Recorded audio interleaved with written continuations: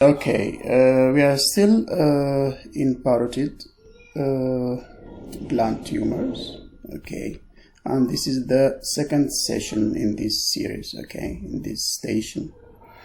So now we are going to take some tough pathological questions, and these tough pathological questions has very easy answers, but you want to know the exact answers so you will not get confused. Okay, so lastly you described the appearance, histological appearance that you will see in pleomorphic adenoma. Now they are going to ask you what are the clinical signs,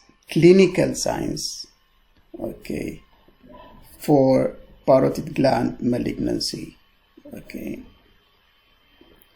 and you are speaking here clinically, so this is something that you will see or touch, and you are speaking about malignancy. So there are four things that you want to mention as an evidence or as a clue for malignancy of the parotid gland.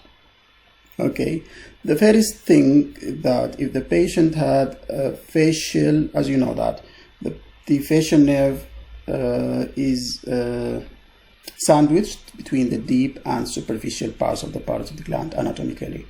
So if there is a facial nerve involvement or facial nerve palsy or whatever you want to call it, okay,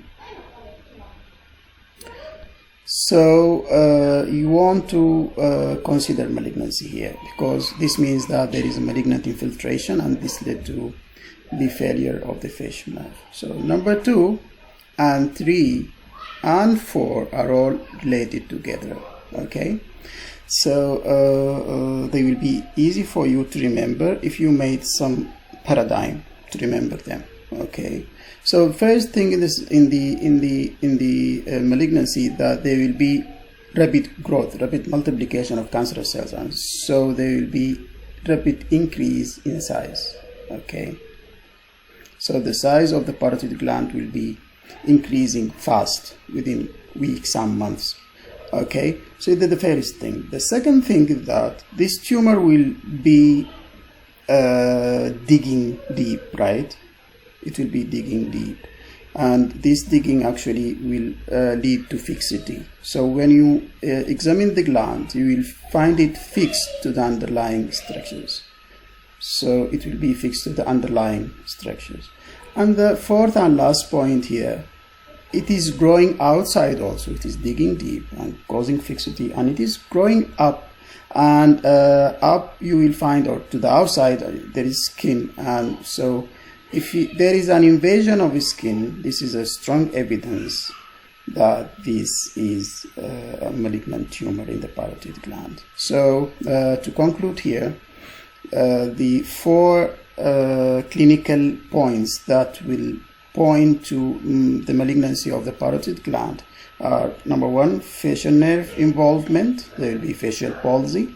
Number 2, there will be a rapid increase in size, okay, and there will be fixity to the underlying structures as it goes deeper, and there will be invasion of the overlying skin as it goes superficially and getting bigger. Okay, so this is the answer for this question. Well, they are going to ask you another question now. They will jump to another question, and this question is that what are the types of parotid gland tumors? And to make the answer easy for you and to remember it when you are under tension there, you want to remember always that there is big categories and then there are smaller categories. So the big categories, there will be benign tumors, okay, here's you generally, okay, about the parotid tumors. So there will be benign tumors, there will be malignant tumors. Okay, this is the first of all. So you can tell that there are benign tumors and there are malignant tumors. The examiner will respect you at that point. Okay, so then you can give some examples for benign tumors and malignant tumors. So for example, pleomorphic adenoma is an example that we mentioned already here. There is something called monomorphic adenoma, and monomorphic adenoma is also called Warthin's tumor. Okay, Warthin's tumor. Okay, and this is a benign tumor also. It is not. There is no histological diversity in Warthin's tumor. It is one type of cells. Okay, and there is another tumor called oncocytoma that actually can occur in the parotid gland. So these three tumors, parotid adenoma,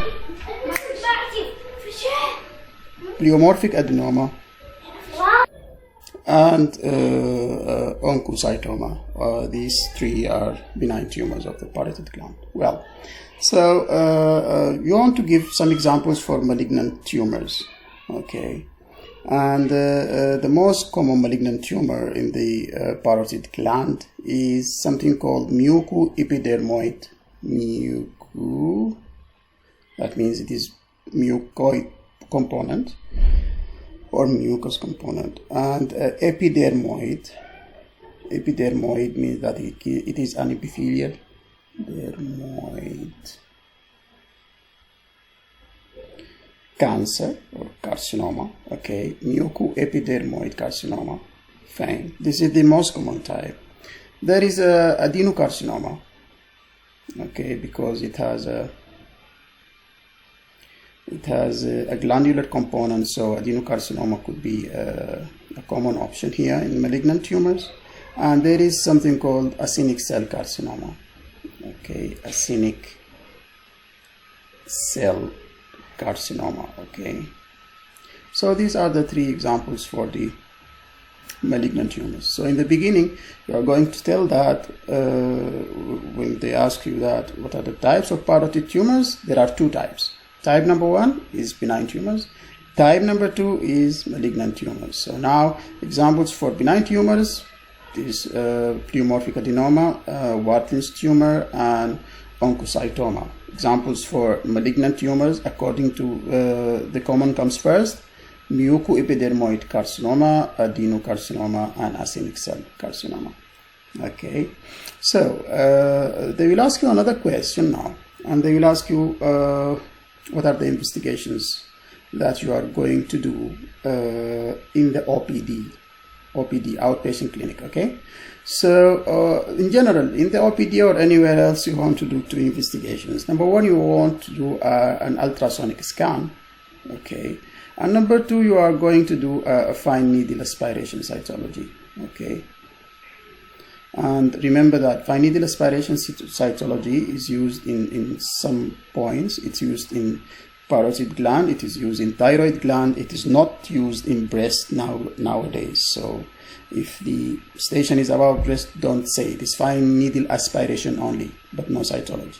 But here in the parotid gland and in the thyroid gland, you can mention it. So you have two investigations you are going to do: this ultrasound and fine needle aspiration cytology. Okay, so I will see you in the next session, so we can discuss the remaining questions. Thank you.